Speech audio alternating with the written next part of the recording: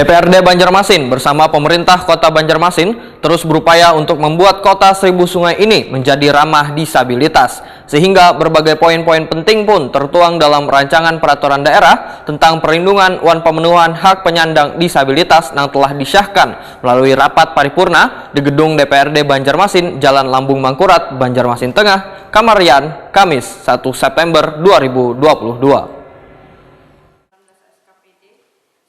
DPRD Banjarmasin bersama pemerintah Kota Banjarmasin terus berupaya untuk membuat Kota Seribu Sungai ini menjadi ramah disabilitas, sehingga berbagai poin-poin penting tertuang dalam rancangan peraturan daerah tentang perlindungan dan pemenuhan hak penyandang disabilitas yang telah disahkan melalui rapat paripurna yang dipimpin Ketua DPRD Banjarmasin Hari Wijaya, didampingi Wakil Ketua DPRD Banjarmasin Muhammad Yamin, dan dihadiri anggota DPRD Banjarmasin serta Wali Kota Banjarmasin Ibnu Sina bersama SKPD di lingkup pemerintah Kota Banjarmasin di ruang rapat paripurna gedung DPRD Banjarmasin, Jalan Lambung Mangkurat, Banjarmasin Tengah, Kamarian, Kamis 1 September 2022.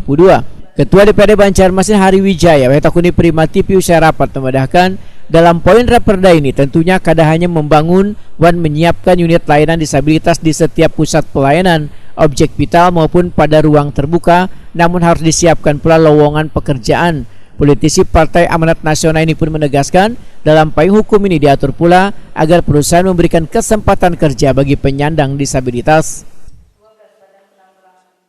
Dan juga kita berharap pemerintah kota support, selalu support untuk kegiatan misalkan seperti pekan olahraga disabilitas yang kategori disabilitas seperti itu.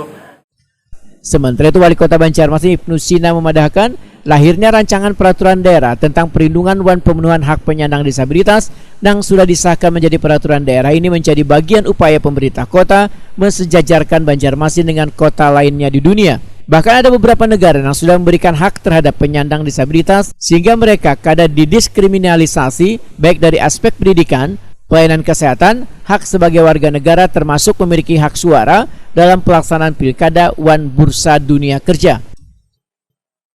Kami bersyukur pada saat misalnya ketika job fair kemarin, ya, pameran bursa kerja, tetap ada slot yang diberikan oleh perusahaan-perusahaan, kemudian di bawah binaan Dinas Koperasi UKM Tenaga Kerja, memberikan kesempatan kepada para penyandang disabilitas untuk bisa juga diterima bekerja di beberapa perusahaan. Nah, ini kan bagian dari upaya kita untuk memberikan kesempatan kepada para penyandang disabilitas, termasuk juga di jajaran pemerintah kota. Ya kan, kalau kemudian dia mungkin secara fisik dia ada keterbatasan, mungkin cacat atau kena jatuh karena misalnya amputasi kakinya atau lumpuh dari awal, tapi dia punya kecerdasan, ya masih bisa bekerja dengan komputer, masih bisa berpikir, tetap diberikan. Jadi saya kira sesuai dengan peruntukan itu. Artinya,